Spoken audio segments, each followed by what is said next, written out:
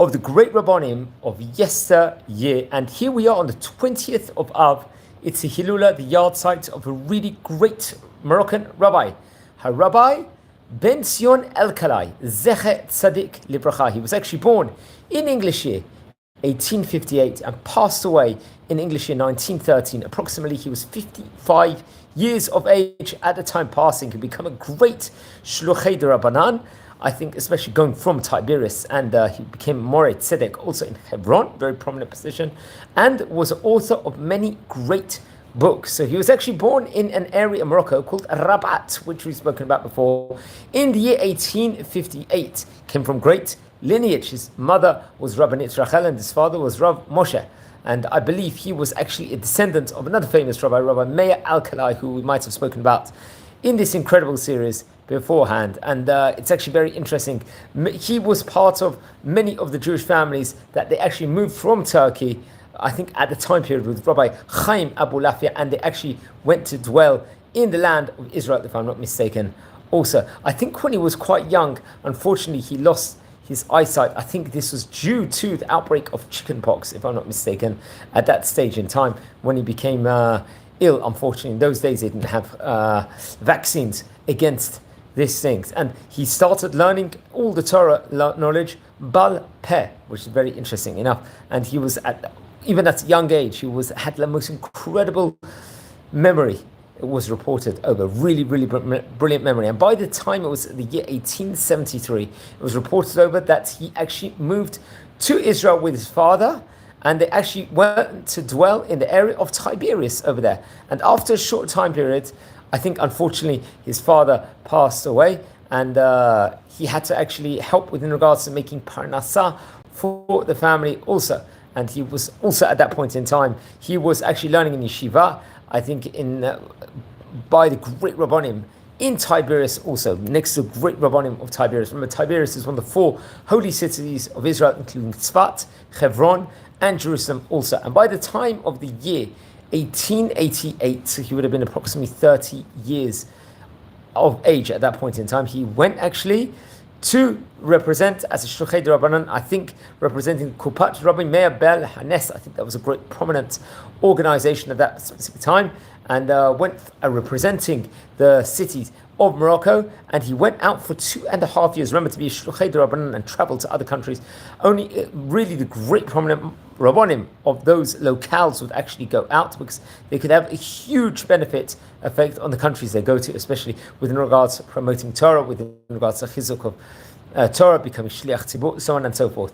And I believe during that time period, he traveled to Tunisia, to Algeria, to Libya also, respectively. And in the year 1895, he actually went on another shlichut, another traveling to Algeria and Libya again, also representing this time the Sephardi congregation of Haifa, which he very much was able to help and raise funds and really be able to build various different buildings. It was reported over in that specific trip, had that specific goal, if I'm not mistaken. Also he was there to raise money with regards to building cemeteries at that place. Also, I think he also traveled to Egypt, if not mistaken, and also some of his books or works was actually published over there also. And it's actually interesting. I think he had a connection also with Rabbi Yaakov Shaul Elishar, who was, I think, and also Rabbi Yitzchak Abulafia at that stage in time also. And I believe it was in April 1902, or to be precise, the Hebrew that was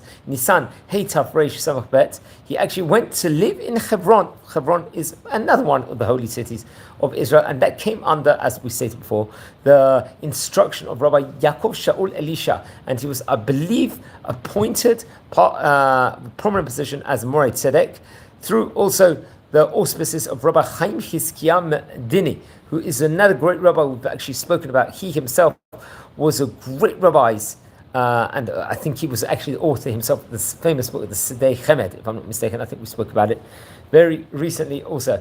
And afterwards, I think in the year 1905, he went to dwell in Jerusalem finally. And it was in the year 1908, he actually went on another shluchei Rabbanan, another shlichut, let's say, to represent again the Sephardi community, I think, of Jerusalem, and he traveled to Algeria once again, also to Libya. This time he would go with his son, Rabbi Aaron Mansour also, and I think in 1912, August 1912, he went on another shlichut to Algeria, this time for Yeshivat HaMukabalim, Bet El, the famous Kabbalist yeshiva we have spoken about before. I think we dedicated a video within regards to it. And once again, he went with his son, so it was very well traveled. He was able to go. And remember, this was without full eyesight, if I'm not mistaken, also. And they had the highest compliments to play within regards to him, to pay within regards to him. I think he had Kesher, also Rabbi Eliyahu David Rabinovitz, and also Rabbi Chaim Chizkiah Medini, Rabbi Chaim Berlin, also, if I'm not mistaken. Also, and he received Haskama for some of those books. I think some great Rabbanim also. So it was the 23rd of August in 1913. When he passed away, that was on Chaf Av. He was buried in Jerusalem. As we stated before, he had moved to Jerusalem towards the end of his life. Now, because he didn't have full eyesight or good eyesight whatsoever, it would have been difficult for him to actually, in of itself, to write all the books, which it was his teachings, I believe. So I believe his son actually did help print it. Probably I would assume wrote it or made it with the publishers, including among the books, I hope I pronounce these correctly, is Ashir Varash, which was a very great book printed in Jerusalem. Then there was Halacha Revachat, also, which was Perush on Sheilot and Teshuvot, the different questions and answers you got on various different halachot. Also, then there was Kisaot LeMishpat, which was talking with regards to the inyanim of Sachar Onesh, with regards to reward and punishment. And also, I think he had Hilchot Dayanim inside there, which is also based on the Shut. Then there was a Chemdat Yerushalayim also, which was another great colossal Torah work. Also, then there was Kriya Ne'emana, which is basically a strong pill pull, let's just say, on the Seder Aleph Bet itself. Then the Sha'ar Tzyon, another She'elot, Shuvot, a Shut, a question and answers form of book. Then there was Kos Ikarim, which was on the 13 Ikarim, 13 main principles of the Rambam, respectively. I would recommend everyone to look on with regards to that. Then there was a Takanot, Agonot also, which was dealing with the various dinim and the rendering halachic decisions within regards to women, and God forbid if they would become an aguna. Then there was another book, was a Kol Rehim V'Otze Rechem, which is Pasak Din, on different matters within regards, I think, grinding, if I'm not mistaken, wheat, and various other issues connected to that.